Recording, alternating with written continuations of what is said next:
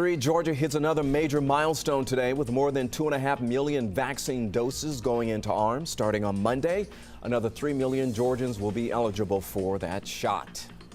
And that is our top story tonight. The numbers sound good, but actually it's not. The CDC has Georgia at the bottom for vaccine rollout, so everyone wants to know what's taking so long. Governor Kemp says it's a supply issue. 11 Alive's Paulo Suro has been going through the numbers tonight. And Paulo, you found out that's not what's holding us back.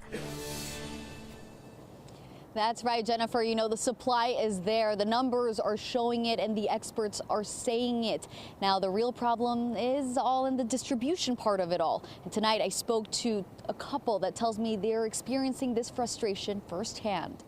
And my heart is aching and it hurts so bad to see my little granddaughter, and I have to watch her from a distance play soccer.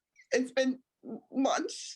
It's too long. Grandkids are part of the reason 65-year-old Anita Vega and 75-year-old Army veteran James Edward Page have been scouring the internet for a COVID-19 vaccine appointment.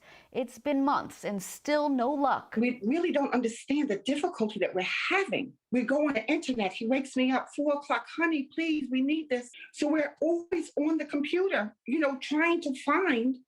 And there's nothing available. But there should be. On Wednesday, Governor Brian Kemp said Georgia is behind because of a supply problem. But numbers say that's not the case. Georgia started slow, but eventually neared 90% distribution late February. And as we received more vaccines over the past 2 weeks, shots administered went down to about 76%. That's a lot of doses to have on hand, especially when Georgia is averaging about 50,000 doses administered per day. We're actually getting more doses in than we are administering each day. When you do that, you build up a stockpile. Public health microbiologist Dr. Amber Schmidtke says Governor Kemp did well in expanding eligibility so that the shots that are not being distributed effectively right now don't go to waste. So if that means that we need to truck things from rural counties back to urban Atlanta, or maybe there will be bigger interest now that we're expanding to younger age populations. She adds that Georgia's public health infrastructure and budget were not prepared to handle this pandemic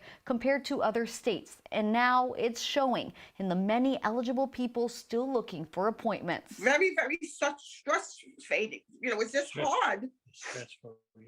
Very stressful. Now, the Pages say they've tried calling the health department. They've tried every possible website to no avail. They tell me they're willing to drive 35 miles to get their COVID-19 vaccine. 11 Alive has reached out to the health department to see if we're able to help them out and get that appointment. All right, Paula, common frustration. Thank you so much for that information.